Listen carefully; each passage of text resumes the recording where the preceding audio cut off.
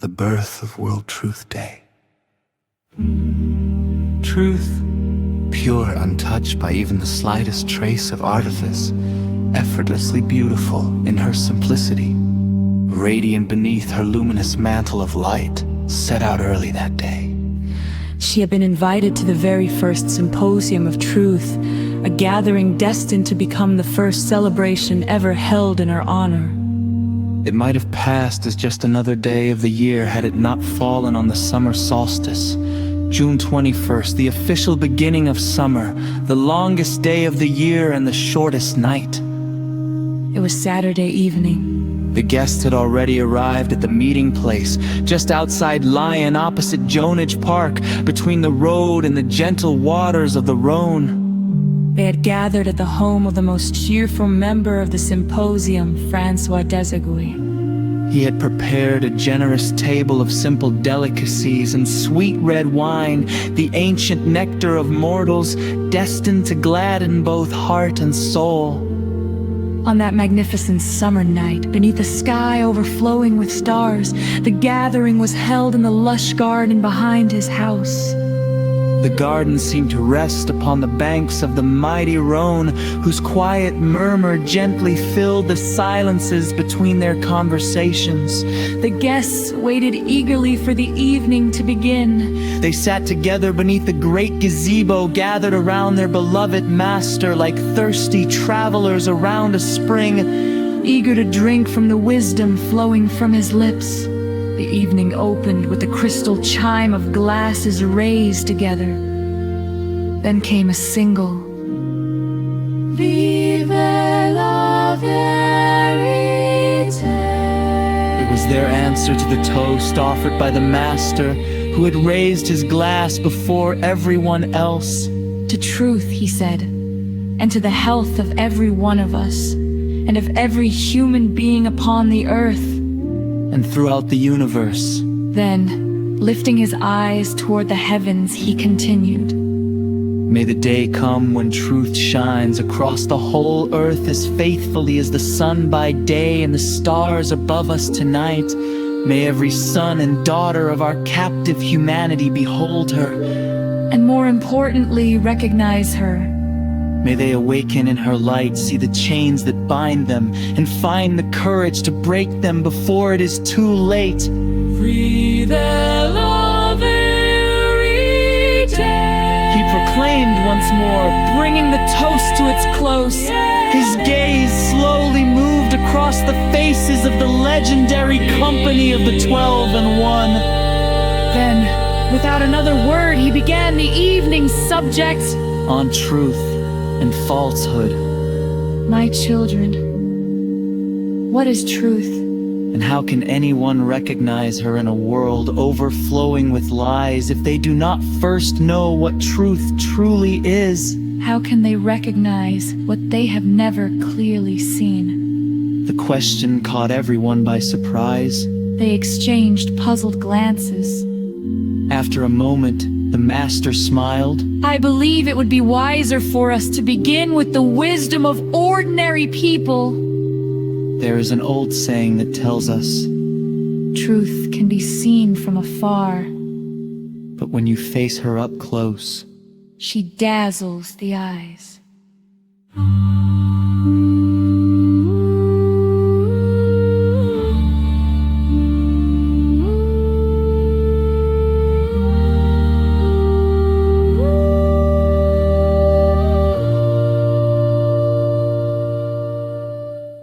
Master, interrupted Nair, the Corsican whom everyone affectionately called. May I say something that has just occurred to me?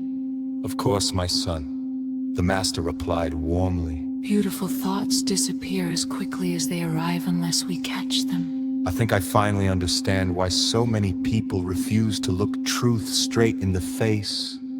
And why is that, my son? Perhaps he answered with a grin. Because they're afraid she'll blind them. Laughter rolled across the garden. The master laughed with them. Brilliant. And wonderfully sarcastic. Then his smile softened. It is true that many people prefer the blindness of ignorance to the light of understanding. Rather than face truth, they invent excuses and persuade themselves that by closing their eyes, they can somehow hide from her. Sadly, they deceive only themselves. And there are many who do. But enough about those who willingly choose blindness. Let us return to our subject. Truth and falsehood. Now then, the master said gently, which one of you believes he can show us a truth, any truth at all? Provided we all agree that it truly is one. Though he had asked what seemed to be the simplest thing in the world, no one volunteered. The guests exchanged uneasy glances. Yet nothing ever surprised a wise man.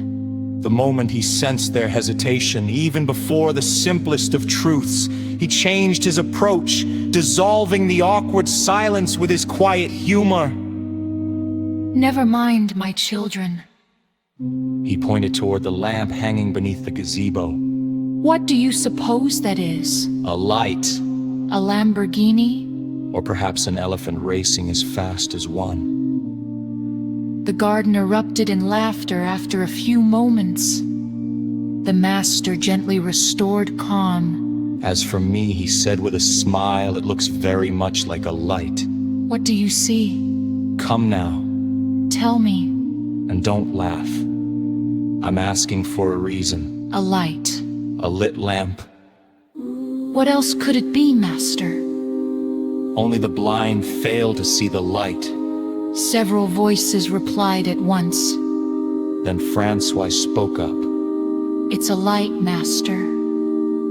Because if it were a Lamborghini, it certainly wouldn't still be hanging up there. And I certainly wouldn't still be standing down here. The master laughed. I agree, my son. It is not a Lamborghini. But it could very well become the reason you own one. What do you think? Do you even have to ask? Just tell me how. Easily. Accept a challenge. And complete it. 1,000 of them, if that's the prize. Only one will do. Think carefully. When you're ready. Tell me. I've been ready for a long time, master. It's the challenge that's keeping me waiting. What is it? And how could that lamp possibly become a Lamborghini? The master leaned back with an amused smile. If, a few moments ago, I showed you all the truth. And every one of us agreed that it was indeed a truth. Then you must do the opposite. Show us a lie, not merely tell one. Show one. If you succeed and we all agree that what you have shown is truly a lie. The Lamborghini is yours. But let me warn you. It is far more difficult than it sounds. If you accomplish it. I give you my word. By tomorrow, you shall own that Lamborghini. Truly, master? The master's eyes sparkled. Would I lie? He replied with perfect seriousness. Find a lie. Show it to us. If you can. Consider yourself its rightful owner. At once the starting flag dropped in Francois' imagination. And in everyone else's as well. The race had begun. Ideas raced through their minds with joyful determination. Until someone waved the flag of truth. Bringing the race to an abrupt end. Forget it, Francois. Said the student everyone simply called the philosopher. Let it go. Don't trouble yourself. It can't be done. And why do you say that, my son? Ask the master. Do you truly believe it is impossible to tell and even show a lie? Not even the smallest one. Because that is the truth, master. The philosopher answered calmly. Who can show something that does not exist? What does not exist cannot be seen. At least, that is how I understand it. The master nodded. I agree with you, my son. But surely you will also agree that people speak of lies every day. If lies do not exist, as you suggest, how do you explain that? The philosopher smiled. I wouldn't say they exist, monsieur. Every human being knows from personal experience that lies are nothing more than words. Without words, There are no lies, therefore, what truly exists are the words themselves. not the lies. A broad smile spread across the master's face.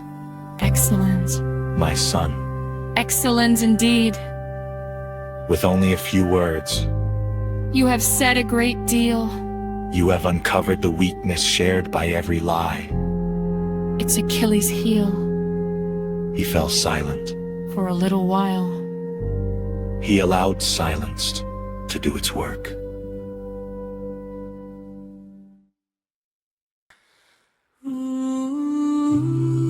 Just as the spaces between words help the eye to read, the quiet spaces between thoughts help the mind to understand.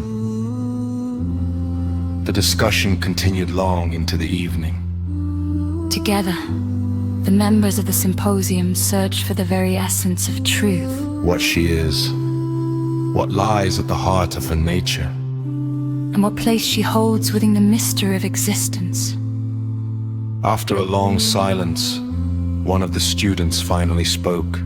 Master, is truth one? Or are there many truths? For many people claim that there are countless truths. The master smiled. Tell me, my son. Is it true that you have a mother? Of course. One. Or many. His smile broadened. Listen carefully. There are many mothers in the world. Yet each person has only one mother. The same is true of truth. People may speak of many truths. Yet the truth about any particular thing can only be one. Just as it was with the lamp a few moments ago. If you still doubt it, Look at it again. then tell me, Is its truth one? or many. Almost without thinking, everyone's eyes turned once more toward the lamp. After a brief silence, Simone spoke hesitantly. It is obviously one, monsieur.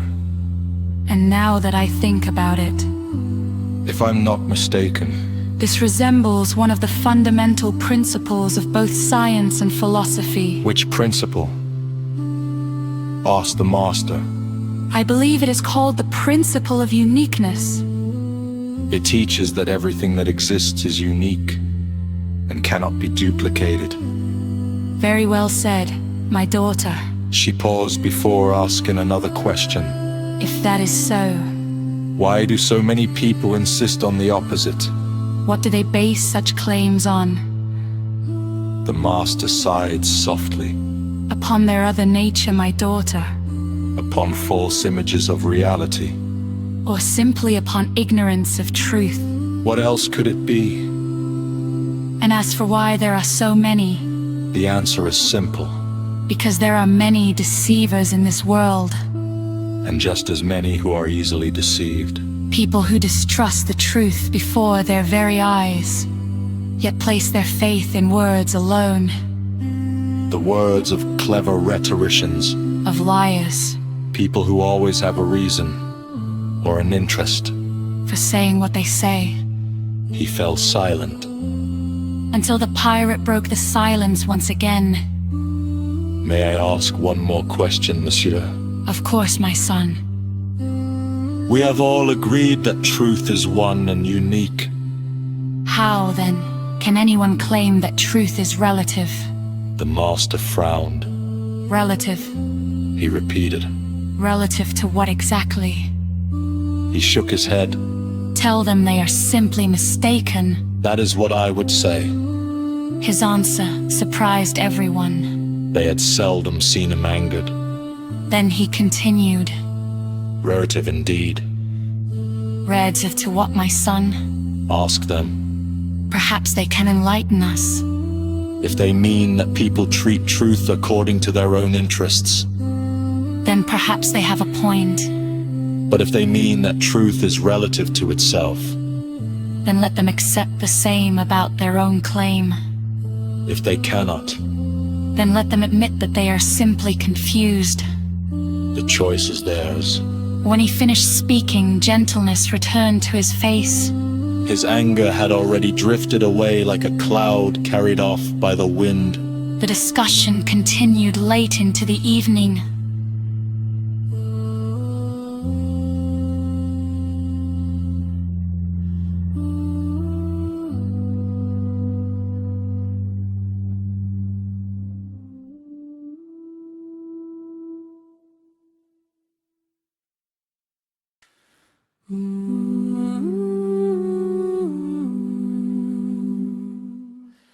The beloved master led his students ever deeper toward the heart of truth, toward what he often called The very core of being. When at last the discussion on truth and falsehood came to an end, he invited each of them to offer a personal conclusion. Together, they hoped to discover, or perhaps compose. The saying that best captured the spirit of the evening. One after another, their thoughts were heard. What can be seen can also be measured. The wind is measured in knots, Sound in decibels. electricity in watts. Lies, however countless they may be, Can neither be seen nor measured. whoever claims to be able to show a lie has probably never understood what truth is. And if he is not merely mistaken, he most likely has something to gain from saying so. Truth is light. For everything we see is nothing but an image of reality carried to us by light. Truth can be seen. A lie can only be spoken. It can never be seen. The sight of a single truth is like a single ray of vision. Perhaps all such rays together are what we call sight. If it is true that God exists, and God is everywhere, Then God is truth. and truth is God, That final saying would become the first official maxim of the Symposium of Truth. after much discussion, they all wrote the same words in their notebooks.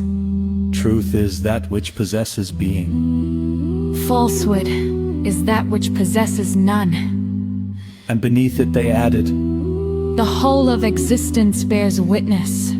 with what it's being, Simone called it. the saying of all sayings. For as she observed, Within only a few words, it answered two of humanity's oldest questions. what is truth? And what is falsehood? Nair gave it another name. The verifier. Francois preferred a different one. The golden rule of truth. Then, unable to resist smiling, he added, So, it turns out this isn't a Lamborghini either. truth, radiant and starlit. It was a beautiful summer night beneath the stars. A little outside Lyon, opposite Jarnage Park on the banks of the Rhone. Truth, radiant and starlit within her luminous ethereal mantle, seemed to have been conversing for some time with an invisible companion. Their beloved teacher had just risen from the riverbank and was walking toward the small pavilion. The full moon stood behind him, illuminating his figure.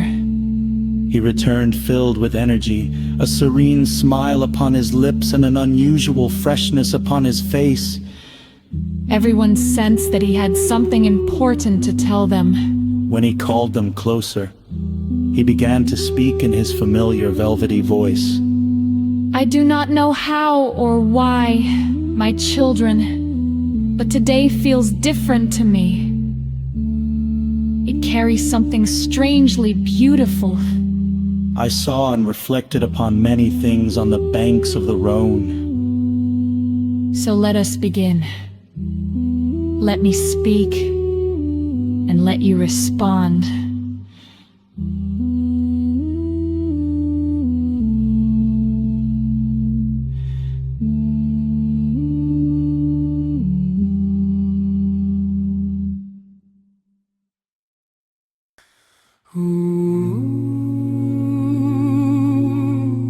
He paused for a moment and smiled. If I were to ask you when International Women's Day is, who among you could answer? Except for Simone, of course. March 8th, Francois replied hesitantly, glancing at Simone. She smiled and nodded. Mother's Day, my daughter. The second Sunday of May. Valentine's Day. February 14th, Francois answered quickly, casting another glance at Simone, his great and unfulfilled love. The Day of Lies. April 1st, replied the pirate. The teacher fell silent for a moment. Then he asked, When is the Day of Truth, my child? I don't remember exactly, teacher. Or rather, I don't remember at all. I have no idea. The teacher smiled. I find your last answer the more honest, and therefore the better one. And he continued. The Day of Truth, which is our honored guest today, when might it be? No one answered. But how is it possible, someone said, that we know when lies are celebrated, yet do not know when truth is celebrated? This is a disgrace for all of us. Then the philosopher spoke. I do not think it is a disgrace to ignore something that does not exist, teacher. The true disgrace of the world is that no such celebration exists. His words sent a shiver through the teacher. He immediately understood what he meant. They were speaking the same language. What do you mean, my beloved Greek? Do you mean that no such celebration exists? Exactly. I even searched for it diligently after the last Day of Lies. When I realized that there was no celebration dedicated to truth, I felt that same shame myself. And not only that, I see the sorrow, the indignation, and the anger this fact awakens in you. And I am certain that you feel it far more deeply than I can understand. The teacher smiled knowingly. One thing I can assure you of, my son. If you were to search even further, you would not come away empty-handed. Then he turned to everyone.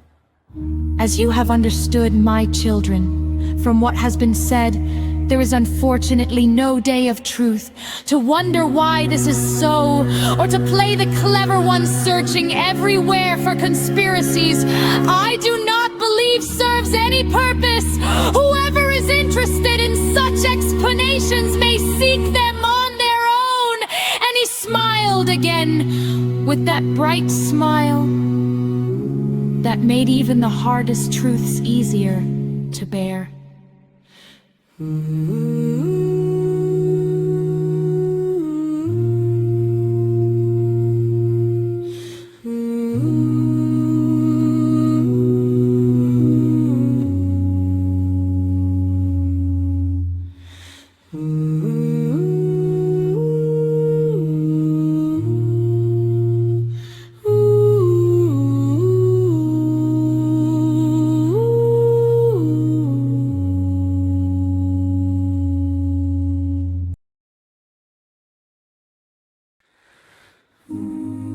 With repeated signs, the universe reveals and confirms its desires. Truth is the guiding vision of messengers and journalists, teacher. I remember you once told us that during a lesson. You remember well, my child. Go on. I feel that we ought to do something worthy of that vision. Very good. And what might that be? Do you have an idea? Yes. Ever since I realized that there is no celebration in honor of truth, a desire was born within me that there should be one. If nothing else, she deserves it. And I promised myself that I would do everything I could. I believe that together we can achieve the very best. His proposal was immediately met with unanimous approval. He saw it in the faces of his companions at the symposium. And at that very moment, he felt as though a cool breeze brushed against his face. He turned and saw the teacher looking at him with a smile. Surely blessed is that which people embrace and pursue together, my son, he replied. Then he continued. Perhaps it is indeed true what a wise elder once said.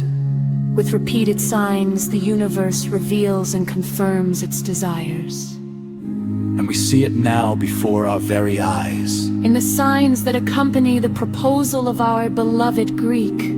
Perhaps you have already noticed some of them. He fell silent for a moment. He looked toward the Rhone, then turned again to his students. But there is one more sign. The most important of all. The one that decisively seals this cosmic desire. A little earlier, as I sat by the riverbank reflecting on what we discussed during our first symposium on truth and falsehood, an image came to my mind. Truth. Radiant and starlit. Wrapped in a luminous, ethereal mantle. And with her, a magnificent idea was born. The very same one our beloved Greek has just proposed. He smiled, acknowledging him. I believe, my son, that the time has come for that desire which once fluttered within you like a joyful bird to be fulfilled. The time has come to justify the belief that together we can achieve the very best. And I also believe that today is the most fitting day of all. The greatest. The brightest of the year. The 21st of June. The summer solstice. The day worthy of becoming the feast of truth. Everyone's eyes shone. The teacher continued. I propose that from this day forward we establish it as a day dedicated to truth. And that we pledge to do everything in our power so that one day it may be recognized throughout the world as a day in her honor. The proposal was received with enthusiasm. Some applauded. Some were moved. And one, perhaps more than all the others. Thus was born the story of the Feast of Truth. The vision of a Franco-Greek aspiring journalist. And all that took place during that humble ceremony on the banks of the Rhone. Then the voice of the prophet was heard like a celestial chant. May this day of God be blessed. The greatest and brightest of all the days of the year. And may it remain throughout the ages of humankind as a day of celebration in honor of truth. And let all of you bear witness.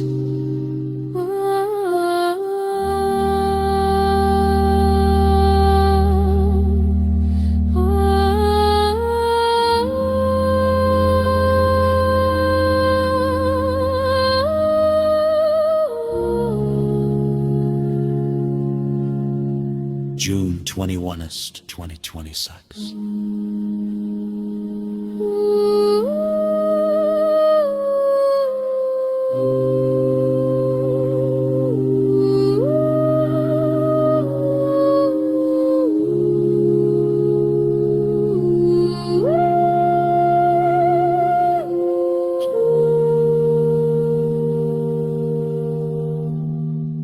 Whoever shares, embraces, or is inspired by the same vision is invited to contribute toward the establishment of June 21st as the official World Day of Truth.